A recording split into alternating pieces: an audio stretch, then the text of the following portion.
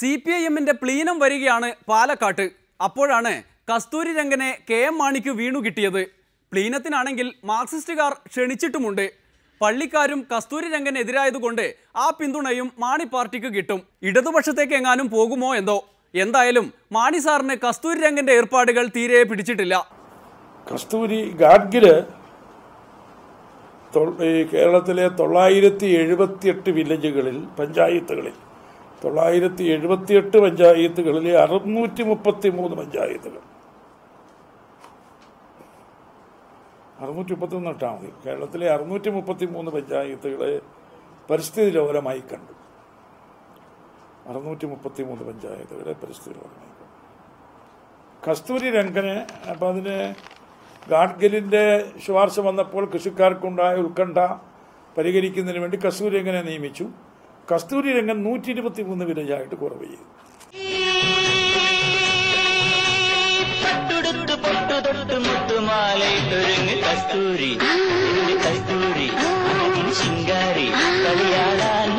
പക്ഷെ ആ 123 വില്ലേജിൽ തന്നെ പല വില്ലേജുകളും ജനവാസ കേന്ദ്രങ്ങളും കൃഷിയിടങ്ങളുമാണ് എന്നുള്ളതാണ്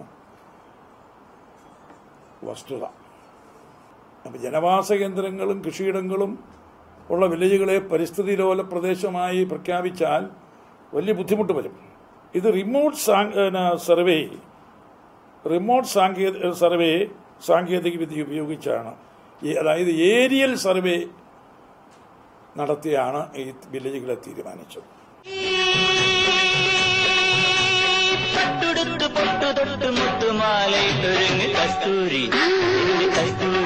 ഏരിയൽ സർവേ നടത്തി തീരുമാനിച്ചത് കൊണ്ട് തീരുമാനങ്ങൾക്ക് പെശക് വന്നിട്ടുണ്ട്.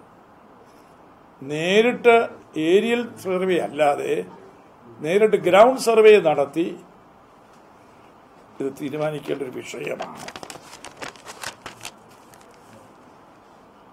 അങ്ങനെ തീരുമാനിച്ചു എങ്കിൽ മാത്രമേ ഇതിലുണ്ടായിരിക്കുന്ന പിശകുകൾ തിരുത്താൻ കഴിയൂ. പ്ലീനത്തിന് പോയാൽ എന്താകും സ്ഥിതി എന്നതിന് ചിരിച്ചുകൊണ്ടായിരിക്കും മാണി സാർ മറുപടി പറയുക. എന്ന് ഞാൻ പ്ലീനത്തിലേക്കല്ലല്ലോ ക്ഷണിച്ചിരിക്കുന്നത്.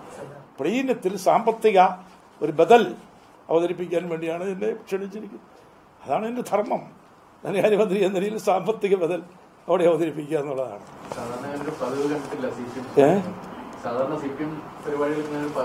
അതെനിക്കറിയാൻ പറ്റില്ല. അവരോട് ചോദിച്ചു.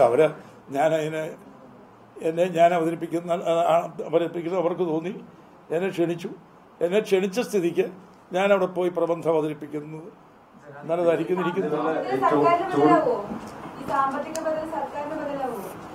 അത് വരട്ടെ. വരാനിരിക്കുന്ന കുഞ്ഞിന്റെ ജാതകം, ജനിക്കാനിരിക്കുന്ന കുഞ്ഞിന്റെ ജാതകം ഇപ്പോഴും എഴുതേണ്ട കാര്യമല്ല. ഏതാ അതിന് ചൂണ്ടേണ്ട കാര്യം എന്നാ? കേരളത്തിലെ ധനകാര്യമന്ത്രി, ആ ധനകാര്യമന്ത്രിയെ ധനകാര്യ ഞാൻ കൊത്തിയല്ലോ.